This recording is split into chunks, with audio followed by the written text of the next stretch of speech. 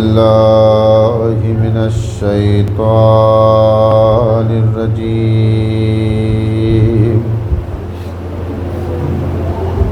بسم الله الرحمن الرحيم.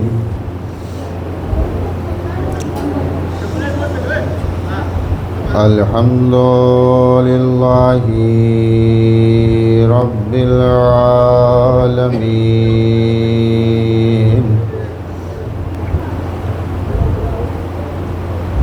والعاقبة للمتقين،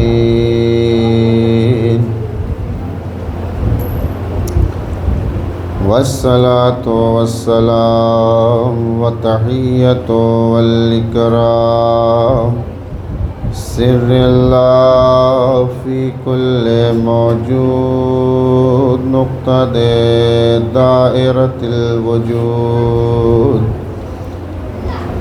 صاحب لواء الحمد والمقام المحمود، مولا ومولى الثقلين جد الحسن والحسين، مولانا أبي القاسم محمد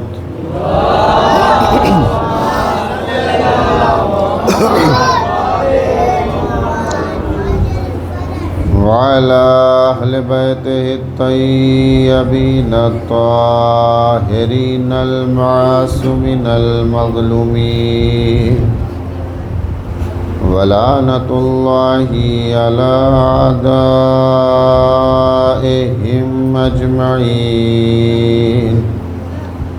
قال رسول الله صلى الله عليه وآله وسلم: بسم الله الرحمن الرحيم.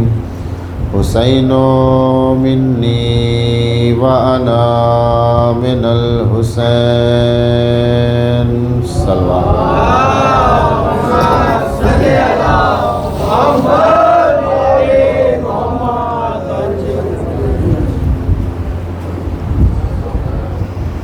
عزیزان محترم،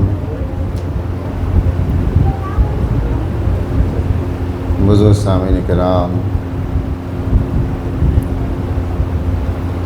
پیغمبر اسلام کی بہت ہی مشہور و معروف حدیث مبارکہ، جس کی تلاوت کا شرف میں نے حاصل کیا ہے، جس میں اللہ کے نبی نے حسین ابن علی کی عظمت، فضیلت کو بیان کرتے ہوئے یہ ارشاد فرمایا: حسین منی وأنا من الحسین، میرا حسین مجھ سے ہے اور میں حسین سے ہوں. یعنی اگر دیکھا جائے تو اس حدیث مبارکہ کا دو جز ہے. ایک کا تعلق ذات پیغمبر سے ہے اور دوسرے کا تعلق ذات حسین ابن علی سے ہے. حسین منی، میرا حسین مجھ سے ہے، وأنا من الحسین، اور میں حسین سے ہوں. متعدد مرتبہ آپ نے اس حدیث مبارکہ کو سنا ہوگا، اس کے ضمن میں مضامین بھی آپ نے سنے ہوں گے. میں بس ایک رخ آپ کے سامنے بیان کرنا چاہتا ہوں کہ پیغمبر اسلام نے جو یہ فرمایا کہ میں حسین سے ہوں اور حسین مجھ سے ہیں، تو اس کا رابطہ کیا ہے. اس لیے کہ جب انسان فضیلت کو چھپانا چاہتا ہے، کمالات کو بتانا نہیں چاہتا، تو وہ یہ کہتا ہے کہ یہ پیغمبر نے نواسے کی محبت میں کہا. توجہ رکھیے گا، جبکہ ہر امتی کا یہ عقیدہ ہونا چاہیے کہ جب اللہ نے پیغمبر کی زبان پر مہر لگا دی کہ وما ینطق عن الہوی ان ہوا الا وحی یوحی، پیغمبر اس وقت تک کلام ہی نہیں کرتا جب تک وحی پروردگار نہ آ جائے۔ تو پھر یہ نہیں ہوگا کہ شیعہ نے کیا کہا، سنی نے کیا کہا، وہابی نے کیا، جو بھی امت محمد ہے سب کا یہ عقیدہ ہونا چاہیے کہ پیغمبر جو کہتے ہیں وہ وحی پروردگار ہوتا ہے، اپنی جانب سے نہیں کہتے۔ اب اگر یہ کہا پیغمبر نے حسین منی وانا من الحسین، میرا حسین مجھ سے ہے اور میں حسین سے ہوں، تو اس کا مطلب یہ قول پیغمبر نہیں، یہ قول خدا ہے۔ جو پیغمبر کی زبان سے خدا کہلوا رہا ہے، یہ محبت کی بنیاد پہ نہیں ہے۔ تھوڑی دیر آپ سوچئے کیوں پیغمبر نے یہ کہا۔ اچھے بہت سی احادیث ہیں فضیلت امام حسین علیہ السلام، چونکہ ایام عزا ہیں، محرم کا پہلا عشرہ ہے، اور کربلا کو سمجھنے کے لیے حسین ابن علی کو سمجھنا ضروری ہے، تب کربلا سمجھ میں آئے گی۔ کربلا فقط یہ نہیں ہے کہ ایک دن میں 72 لوگوں کو شہید کر دیا گیا اور بعد ختم، نہیں، کربلا ایک معیار ہے حق اور باطل کا۔ کربلا نے ایک معیار قائم کر دیا ہے کہ دیکھو حق کیا ہے، باطل کیا ہے۔ حق دیکھنے میں چاہے کتنا کم تمہیں نظر آئے، لیکن جب حق بولتا ہے تو باطل چاہے جتنا زیادہ ہو باطل کو مٹا کے رکھ دیتا ہے۔ باطل حق کا مقابلہ نہیں کر سکتا، اور یہ بات اس وقت کہنا بہت آسان ہے، پہلے اگر کہتے تو سمجھانے میں سمجھنے میں دیر ہوتی، لیکن آج یہ بات کہنا بہت آسان ہے کہ حق چاہے جتنے کم ہو، باطل چاہے جتنا زیادہ ہو، باطل چاہے جتنا زیادہ ہو، لیکن جب حق کھڑا ہو جائے تو باطل ٹھہرتا نہیں۔ آج سے یعنی اس محرم سے پہلے کئی مرتبہ آپ نے سنا ہوگا علم نہ دیکھو، تعزیہ نہ دیکھو، یہ نہ کرو، وہ نہ کرو، یہ بدعت، وہ بدعت، اس کو دیکھنے سے یہ ہوتا ہے، وہ ہوتا ہے، یہ سب ساری چیزیں سنی نا آپ نے۔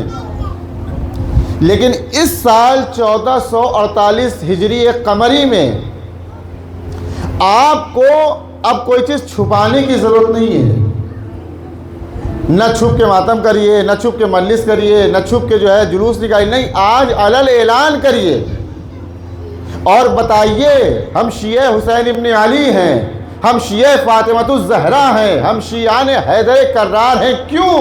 اس لیے کہ کل تک جو آپ پر کفر کے فتوے لگاتے تھے آج وہ بھی یہی کہہ رہے ہیں کہ اگر کوئی حقیقی مسلمان ہے تو یہی ہے بس۔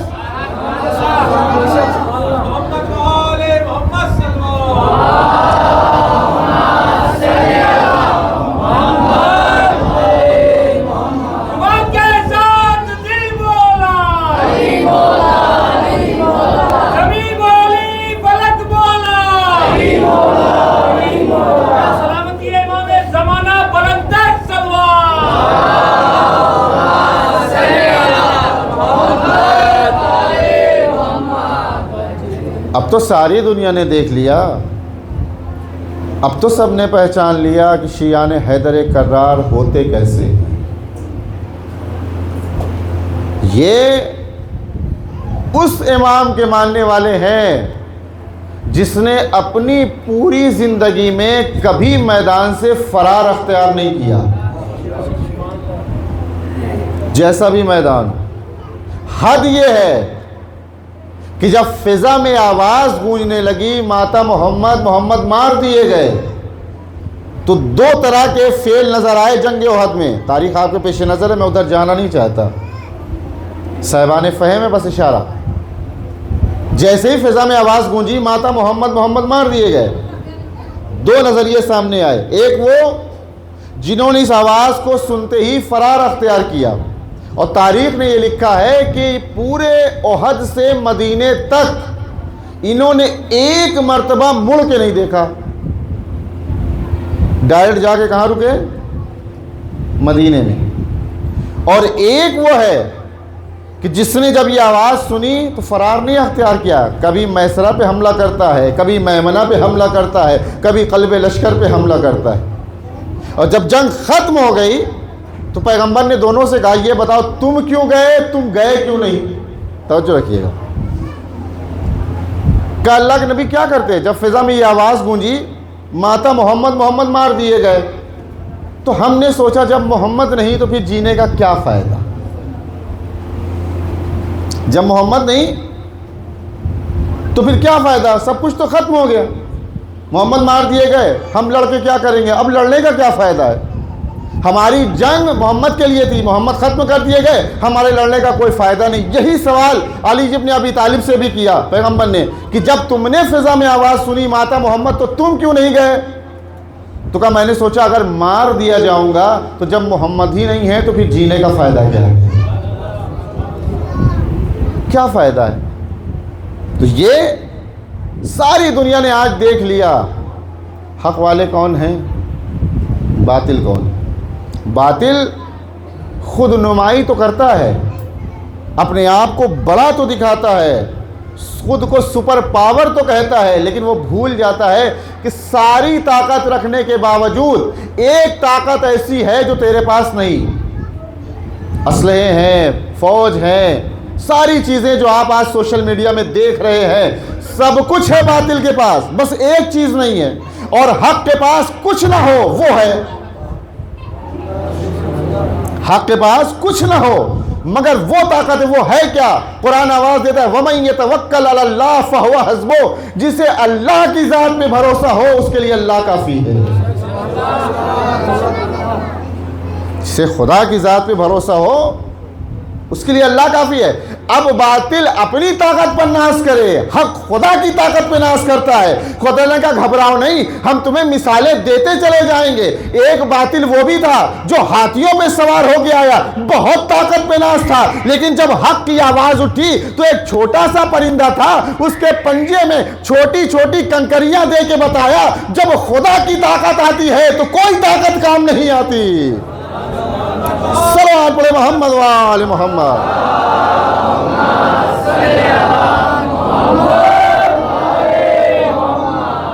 نعرہ حیدری چمر چمر کری کری علی علی علی نگر نگر کری کری علی علی علی حسینیت زندہ باد, حسینیت زندہ باد, مجیدیت مردہ باد. نعرہ صلوات بہت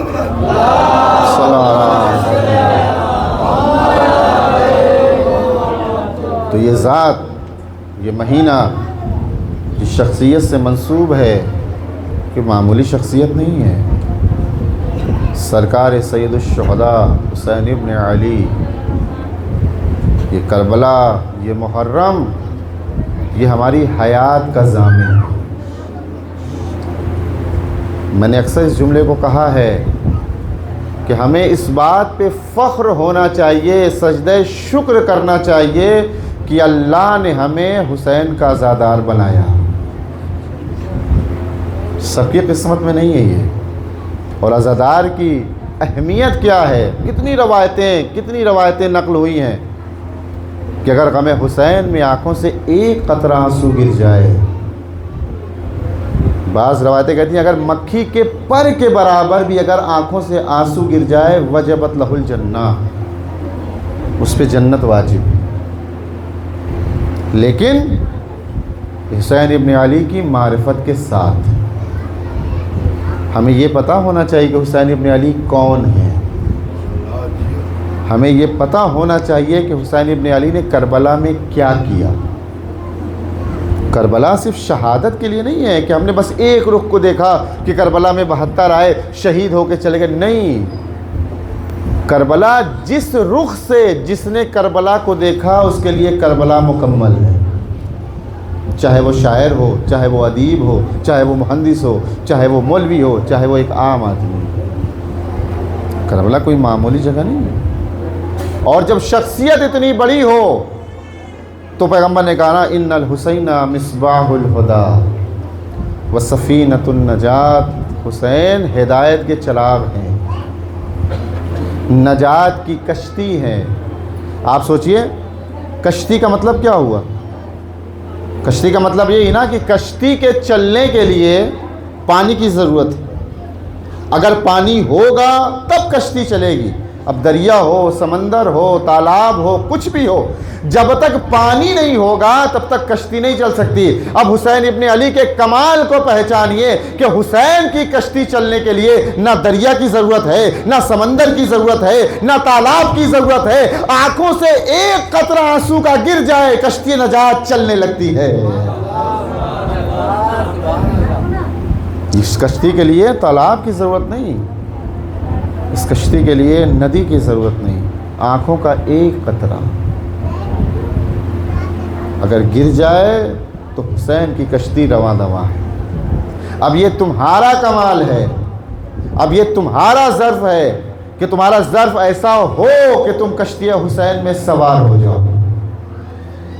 اس لیے کہ حسین کی کشتی میں سوار ہونے کے لیے حسین نے کوئی کنڈیشن نہیں رکھی، بس اپنے کردار کو ایسے بناتے جاؤ کہ کشتی میں سوار ہو، حسین پار لگاتے۔ اس لیے کہ جو غیروں کو خالی ہاتھ نہ بھیجے وہ اپنوں کو کیسے بھیج سکتا ہے؟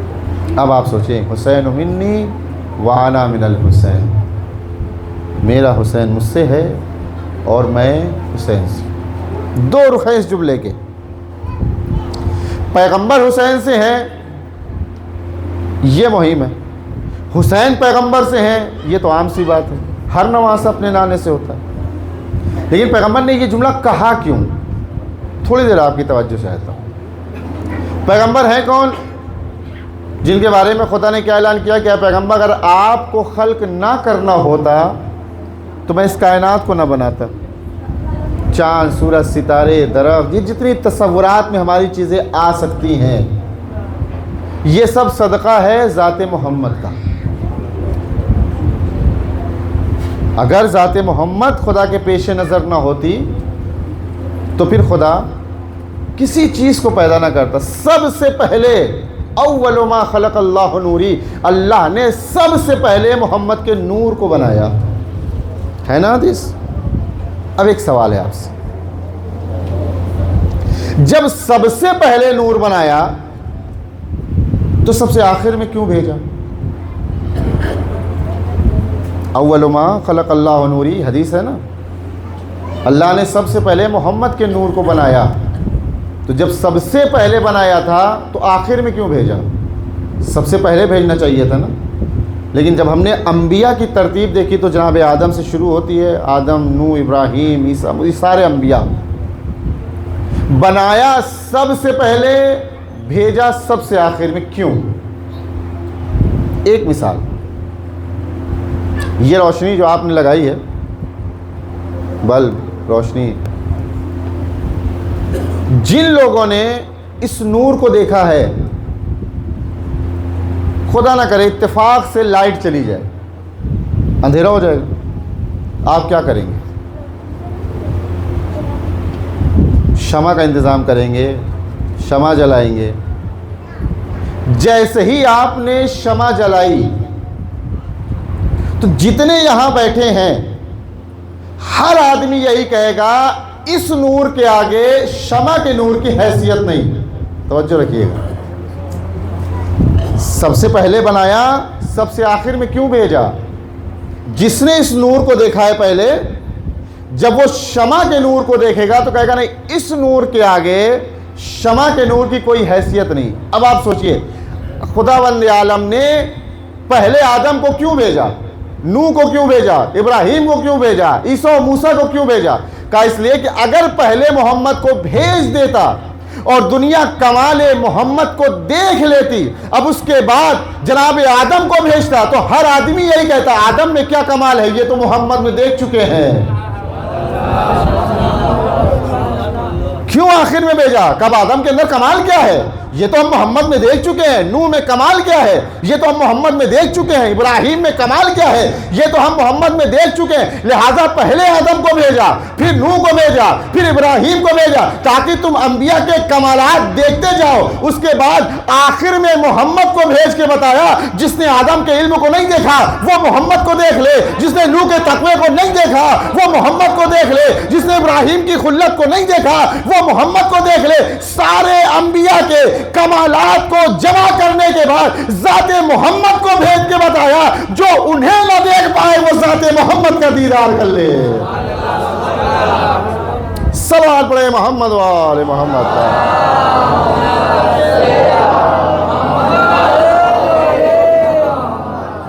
اشارہ ہو رہا ہے کہ آپ لوگ تھوڑا آگے آ جائیے. باہر جو ہے وہ لوگ کچھ باہر بیٹھے ہوئے ہیں تو آپ اندر آ جائیں تھوڑا اور آگے، تاکہ وہ بھی جو ہے وہ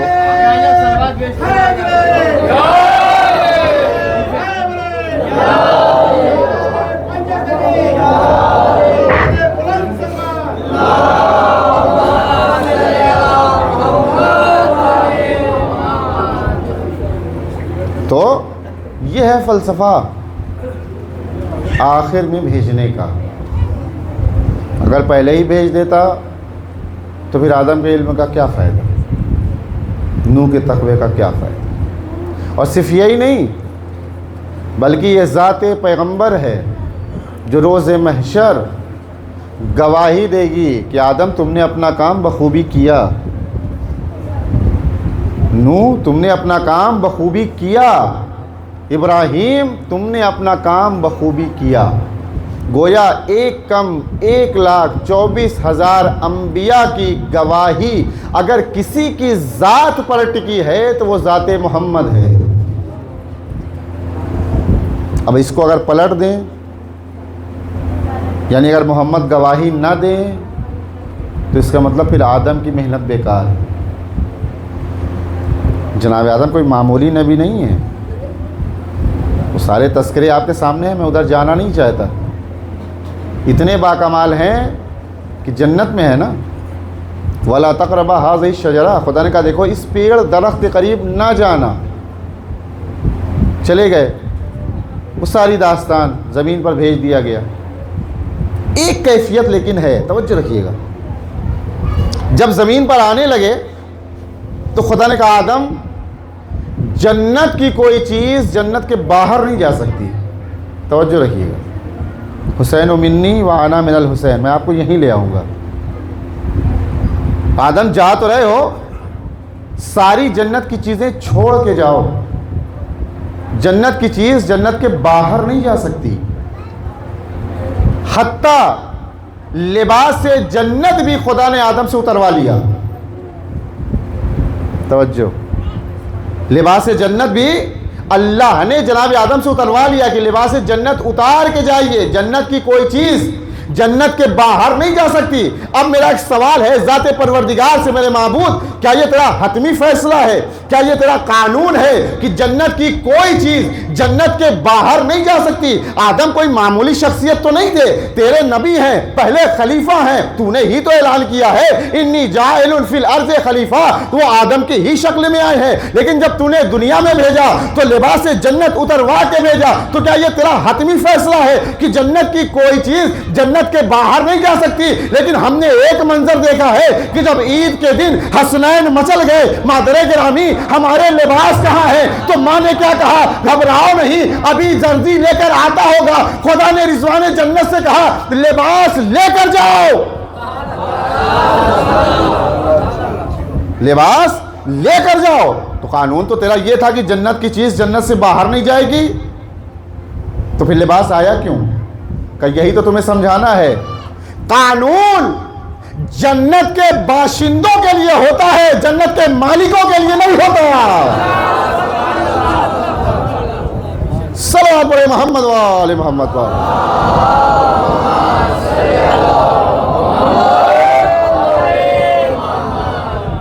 جو آدم کوئی معمولی شخصیت تو نہیں ہے، باکمال ہے نا. لیکن ان کی بھی محنت کا دار و مدار کس پہ ہے؟ پیغمبر کی ہاں پر. محمد کہیں گے ہاں تم نے کام کیا. جناب نوح کتنے باکمال، 950 سال تبلیغ کی ہے. کوئی چھوٹی موٹے دن نہیں. اور کیفیت کیا بیان ہوئی ہے تاریخوں میں؟ پتھروں کے درمیان چھپ جایا کرتے تھے. اتنے پتھر قوم برساتی تھی. اتنی محنت کے باوجود بھی گواہی ٹکی ہے محمد کے قول پر. محمد گواہی دیں گے کہ ہاں تم نے اپنا کام بخوبی انجام دیا. ابراہیم، عیسیٰ، موسیٰ، جتنے بھی انبیاء کرام ہیں، سب کی نبوت کی دار و مدار کس چیز پر ہے؟ پیغمبر کی ہاں پر. توجہ، حسین منی و انا من الحسین. سارے انبیاء کی محنت کا دار و مدار کس پر؟ پیغمبر کی ہاں پر. پیغمبر کون؟ جو دین مبین اسلام کے ذمہ دار، جنہیں کے ہاتھوں سے اللہ نے اسلام کو پھیلایا، اسلام کے نگہبان، اسلام کے ذمہ دار. یہ ایک رخ ہے حدیث کا کہ جب حسین رسول سے ہیں، انبیاء رسول سے ہیں، پوری کائنات رسول سے ہے. ابھی وَأَنَا مِنَ الْحُسَيْن نہیں آ رہا ہے، یعنی پیغمبر حسین سے ہیں، یہ باقی ہے. تو سارے انبیاء کی محنت کا دار و مدار کس پر؟ پیغمبر کی ہاں پر. اب آ جائیے ادھر کہ جیسے ہی ادھر شام سے فرمان آیا حسین سے بیعت لو. کسی دن میں آپ کے سامنے بیان کروں گا کہ بیعت کیا ہے، بیعت کا مطلب کیا ہے، بیعت کسے کہتے ہیں. 4 لوگوں سے بیعت لینے کا حکم آیا. تاریخ میں مثالیں موجود ہیں تفصیل سے. حسین ابن علی سے کیا کہا کہ بیعت لو، اگر بیعت نہ کریں سر کاٹ کے شام بھیجو. یہی کہا تھا نا. اب اگر حسین ابن علی نعوذ باللہ بیعت کر لیتے تو کیا ہوتا؟ اگر حسین ابن علی بیعت کرتے تو یہ تنہا حسین ابن علی کی بیعت نہ ہوتی. گویا جناب آدم نے بھی بیعت کی، جناب ابراہیم نے بھی بیعت کی، جناب عیسیٰ نے بھی بیعت کی، جناب موسیٰ نے بھی بیعت کی، حتیٰ ذات پیغمبر نے بھی بیعت کی. کیوں؟ اس لیے کہ جو دین مبین اسلام پیغمبر لے کے آئے تھے اسی کو پار لگانے کے لیے حسین ابن علی کربلا جا رہے ہیں. لیکن حسین ابن علی نے کیا کہا میں تجھ جیسے کی بیعت نہیں کر سکتا. مثلی لا یبایع مثلا، مجھ جیسا تجھ جیسے کی بیعت نہیں کر سکتا. اب جملے کو جملے سے ملائیے. پیغمبر اسلام سے پہلے جتنے بھی انبیاء ہیں، سارے انبیاء کی محنتوں کا دار و مدار کس پر ٹکا ہے؟ پیغمبر کی ہاں کے اوپر. اور سارے انبیاء کی محنت کے ساتھ پیغمبر اکرم کی محنت کا دار و مدار کس پر ٹکا ہے؟ حسین کی نا کے اوپر. تو پتا چلا جو محمد کی ہاں نے کیا وہ حسین کی نا نے کیا. جو پیغمبر کی ہاں نے کام کیا ہے وہی حسین کی نا نے کام کیا ہے. جب کردار میں اتنی ہم آہنگی ہو تب پیغمبر کہتا ہے حسین منی وانا من الحسین، میرا حسین مجھ سے ہے، میں حسین سے ہوں. صلوات پڑھے محمد وآل محمد.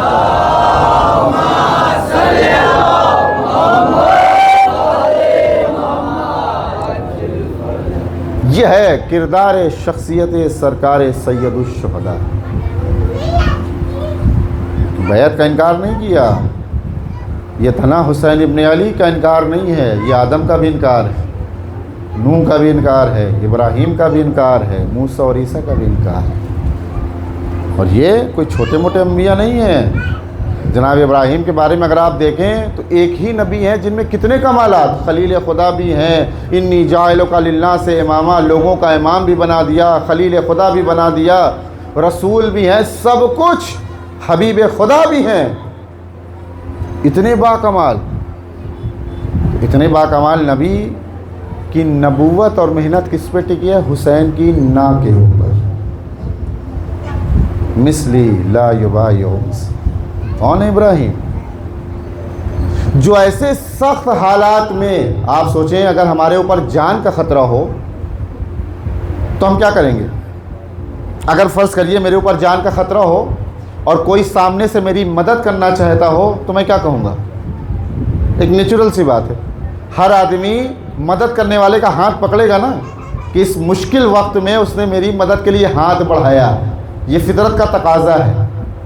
تو جب جناب ابراہیم لاکھوں مناگ میں جا رہے تھے اور جبریل آ گئے کہ کوئی مدد چاہیے، تو فطرت کا تقاضا یہ تھا کہ ابراہیم کو کہنا چاہیے تھا ہاں مجھے بچاؤ، لیکن ابراہیم نے کیا کہا ہے مگر تجھ سے نہیں، جس سے ہے وہ جانتا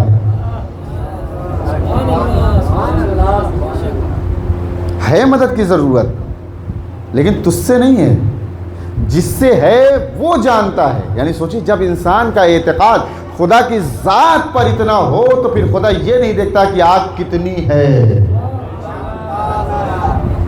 لاکھوں من آگ کو خدا نے گلزار بنا کے بتایا، تو انسان اپنے آپ کو خدا بنا سکتا ہے۔ نمرود نے خدائی کا دعویٰ کیا نا، لیکن خدا نے کہا دیکھ میں تیری مجبوری تجھے دکھائے دیتا ہوں، تو نے لاکھوں من آگ تیار ضرور کرا لی، لیکن تو اتنا مجبور ہے اپنے ہاتھوں سے ابراہیم کو آگ میں نہیں ڈال سکتا، منجنیق کے ذریعے آگ میں پھینکوایا، لیکن خدا نے کہا اب تو میرا کمال دیکھ، لاکھوں من آگ تیار کرنا یہ تیرا اختیار تھا، اسے خاموش کر دینا یہ میرا اختیار ہے۔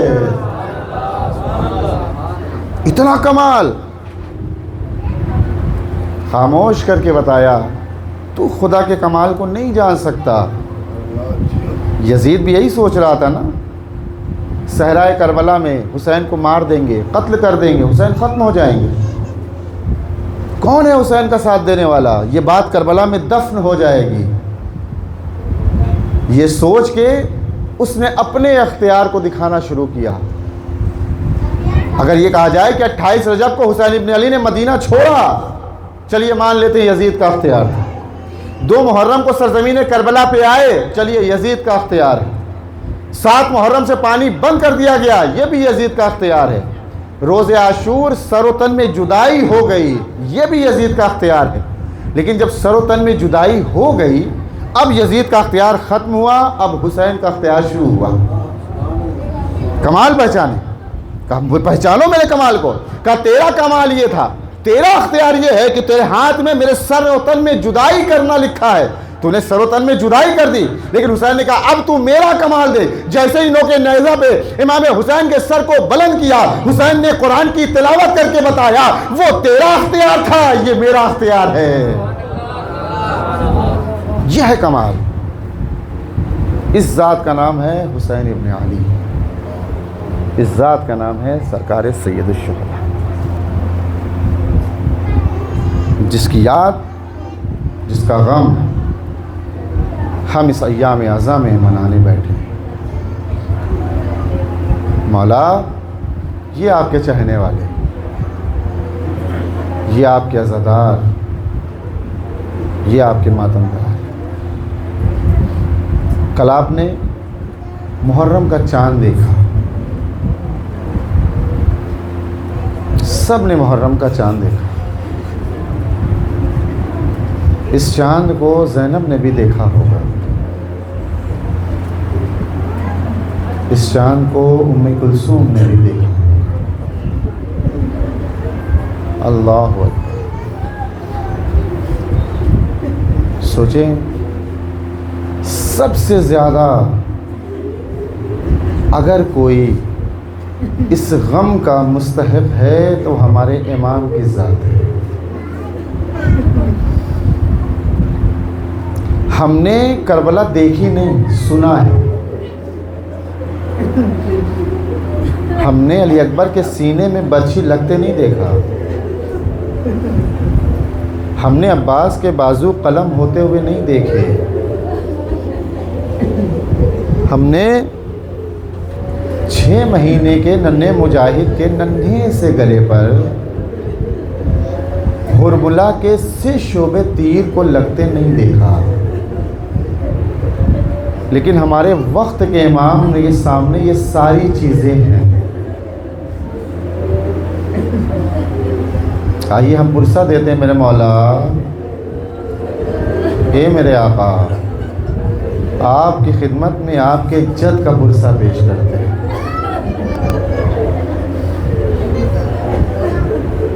ہم فرش عزا بچھا کے غم حسین میں آنسو بہا کے اپنے غم کا اظہار کر دیتے، لیکن میرا مولا کہاں جائے؟ میرا مولا کیسے آنسو بہائے؟ زیارت ناہیہ کے جملے ہیں کہ امام جب کربلا کا تصور کرتے ہیں تو روتے روتے جب امام کے آنسو خشک ہو جاتے ہیں تو امام خون کے آنسو روتے ہیں۔ اللہ اکبر۔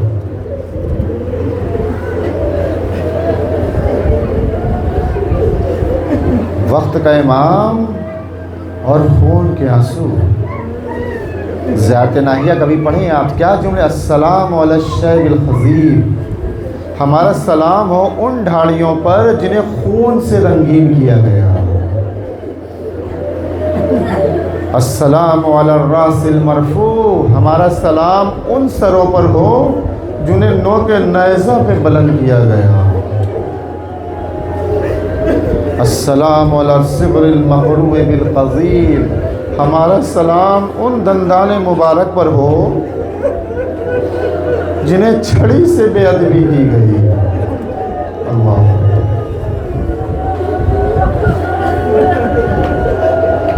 اے مولا، اے آقا، یہ آپ کے غلام وہاں سامنے موجود ہیں،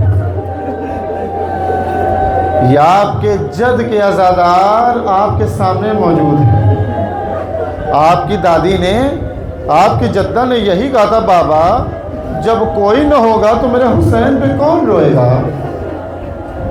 اے شہزادی آئیے، یہ آپ کے چاہنے والے، یہ آپ کے لال کے ماننے والے جوان بھی موجود ہیں، ضعیف بھی موجود ہیں، بچے بھی موجود ہیں، ہر عزادار غمگین ہے آپ کے بیٹے کے غم میں۔ جزاکم ربکم خیر الجزاء، خدا آپ کو کسی غم میں نہ رلائے سوائے غم عالم۔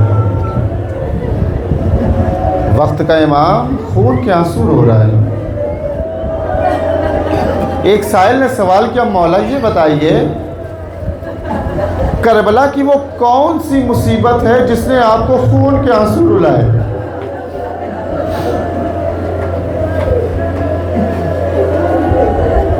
امام کہتے ہیں دیکھو، کربلا کی کوئی مصیبت چھوٹی نہیں ہے۔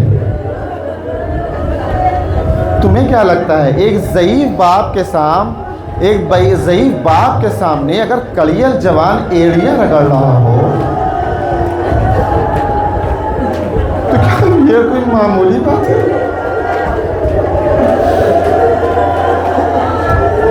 تمہیں کیا لگتا ہے کہ جس بازوؤں پہ بہنوں کو ناز تھا، جب انہی بازوؤں کو حسین ابن علی نے کربلا میں اٹھایا اور فضا میں آواز مجھے ماذا تفعل ابن زہرا، اے زہرا کے بیٹے کیا کر رہے ہو؟ تو حسین نے تڑپ کے فراق کر کر کہا، بھائی عباس، ارے تمہارے گزرتے ہی ماں کا نام بھری کربلا میں لیا جانے لگا۔ یہ کوئی چھوٹی مصیبت نہیں تھی۔ کہا سب جانے دو، یہ سب تو اپنے پیروں سے چل کے آنے والے تھے نا، لیکن 6 مہینے کا ننھا مجاہد وہ اپنے پیروں سے تو نہیں چل سکتا تھا، وہ بابا کی آغوش میں آیا تھا، اور اس ننھی سی گردن پہ، آپ کی آغوش میں بھی 6 مہینے کے بچے ہیں نا، ذرا تصور کریں کیسی نازک گردن ہوتی ہے، اس گردن پہ سے شعبے کا تیر جس سے اونٹ کو نہر کیا جاتا ہوں۔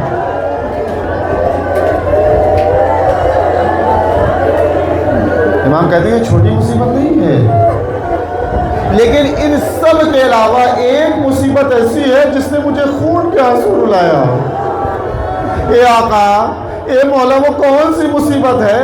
کہا وہ مصیبت یہ ہے کہ اگر وہ مصیبت علی اکبر ہوتے تو وہ بھی خون کے آنسو روتے، اگر عباس ہوتے وہ بھی خون کے آنسو روتے، اگر قاسم ہوتے وہ بھی خون کے آنسو روتے۔ ارے وہ مصیبت ہے کہ جب کربلا سے کوفہ سے شام سیدانیوں کو دیار بدیار پھرایا گیا اور منادی نے ندا دی، اے کوفے والے تماشا دیکھو، یہ آل رسول ہیں جنہیں دیار بدیار پھرایا جا رہا ہے۔ ارے یہ وہ شہزادیاں ہیں جن کے کھلے سر کو کبھی سورج نے نہیں دیکھا، آج انہیں نامحرموں کے مجمع میں بلایا جائے۔ انا للہ و انا الیہ راجعون۔ الا رحمۃ اللہ علی القوم الصالحین۔